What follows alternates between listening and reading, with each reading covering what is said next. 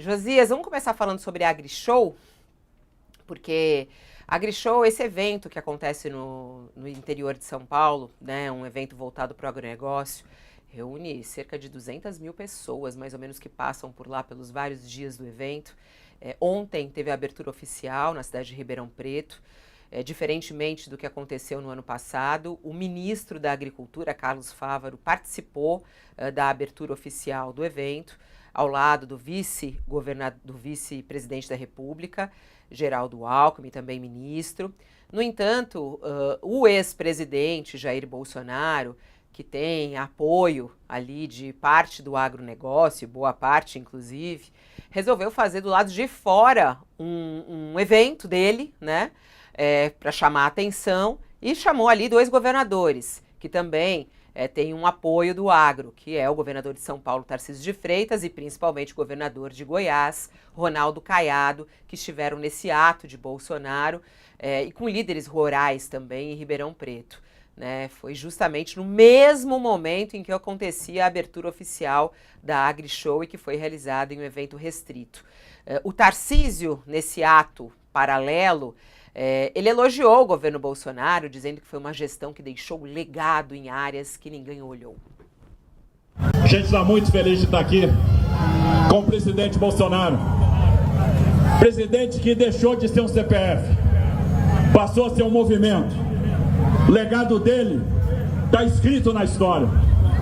Quantas realizações, quantas reformas que estão fazendo com que a nossa economia ainda perdure, apesar de todos os desmandos, apesar de todos os erros do atual governo.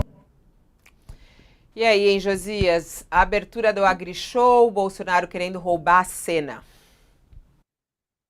O Bolsonaro instalou o seu cercadinho do lado da AgriShow, que abriu formalmente, diferentemente do que ocorreu no ano passado. O ministro da Agricultura, o Carlos Fávaro, foi finalmente convidado. O Lula também convidado não foi, encaminhou o Bolsonaro, o Geraldo Alckmin para representá-lo, e o Bolsonaro ele atuou como um estraga-festas, né? E, curiosamente, embora estivesse também convidado para participar da abertura oficial da AgriShow, tudo isso aconteceu na mesma cidade, né? Ribeirão Preto, cercadinho do Bolsonaro e a abertura da AgriShow. E o Tarcísio de Freitas, embora convidado para o evento oficial, preferiu o cercadinho paralelo, né?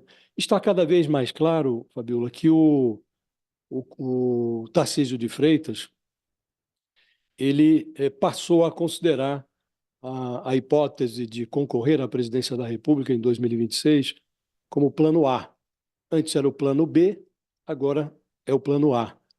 A movimentação do governador, as declarações dos seus aliados nos bastidores, o entusiasmo com que o Bolsonaro trata o Tarcísio de Freitas, tudo faz crer que o governador trata a sucessão presidencial de 2026 como o seu plano A.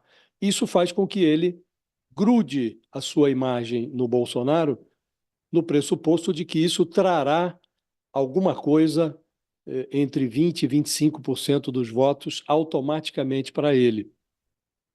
A operação é arriscada, mas a forma como o Bolsonaro leva os seus devotos às ruas mostra que algum êxito na atração de votos o Tarcísio terá. É preciso saber quanto de votos ele afastará com essa vinculação tão escancarada ao Bolsonaro e a tudo que o Bolsonaro representa de negativo. Ele fala, o Bolsonaro não é mais um CPF, virou um movimento. O movimento feito pelo Bolsonaro no governo foi um movimento desastroso.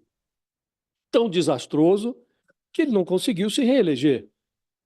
A diferença foi pequena, 1,8 ponto percentual, separaram o Bolsonaro do Lula na eleição em que o Lula prevaleceu, mas para um presidente que abusou do populismo eleitoral, despejou, fez chover dinheiro no bolso do eleitorado, ser derrotado da forma como o Bolsonaro foi, isso pode ser classificado como um fiasco, né?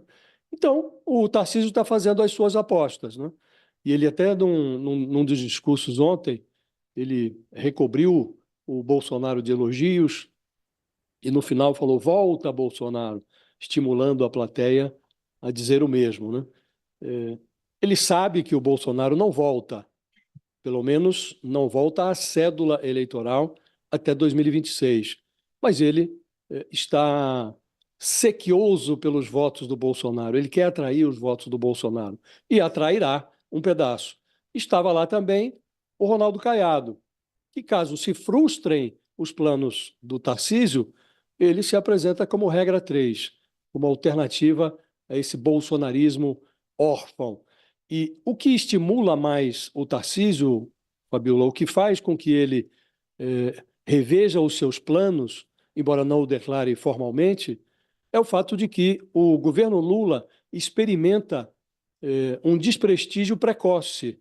O Lula está submetido aos rigores do exercício do mandato, está lá com fricções com um Congresso no qual ele é minoritário, um Congresso que força a porta agora nos gastos, ele está tendo que se recompor com os presidentes da Câmara, agora do Senado, e está submetido realmente a uma agenda que o derruba, que, do ponto de vista da popularidade, puxa o governo para baixo, né?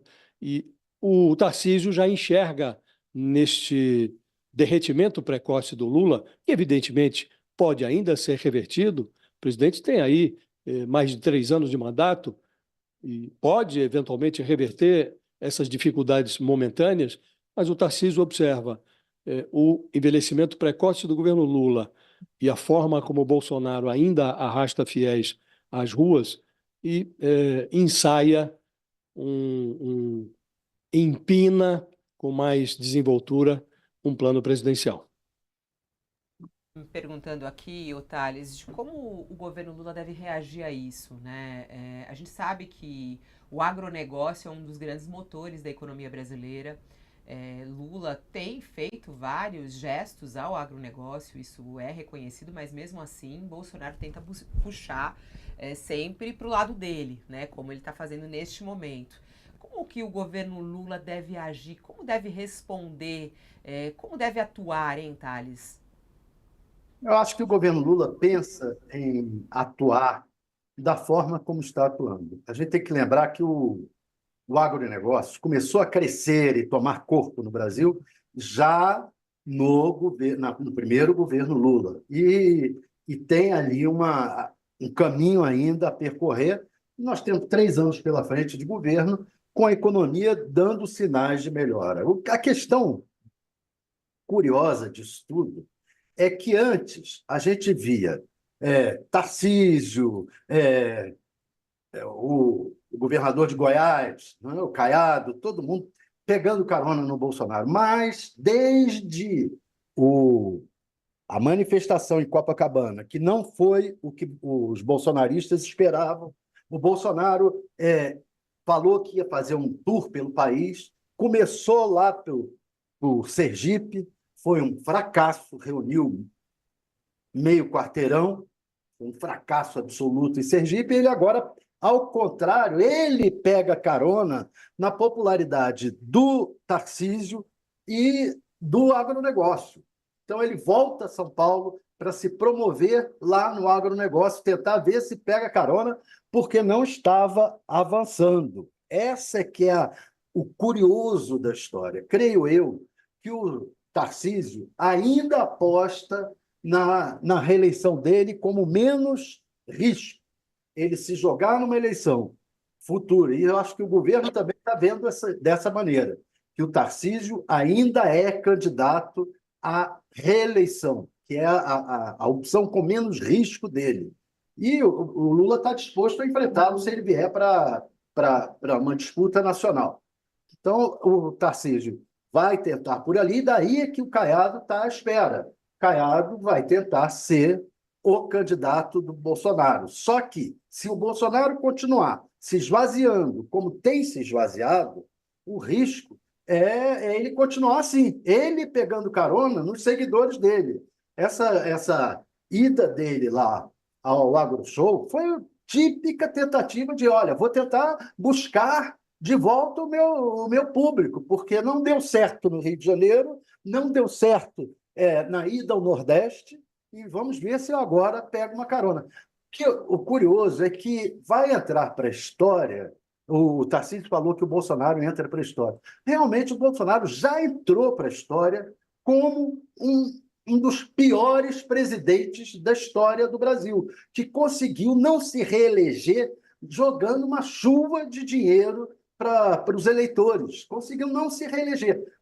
Entrou para a história o Collor como primeiro presidente a sofrer impeachment por corrupção e entrou para a história o Bolsonaro como um presidente que não conseguiu se reeleger, lançando mão de todo tipo de populismo eleitoral. Então, já entrou para a história. Realmente, o Bolsonaro entrou para a história como tentativa de golpismo, todo tipo de coisa. E a questão do agronegócio, essa ainda é um caso a se ver. Se quem entra para a história é o Bolsonaro mesmo, ou se quem entra para a história é o próprio Lula. Vamos a ver. A história ainda está para ser contada.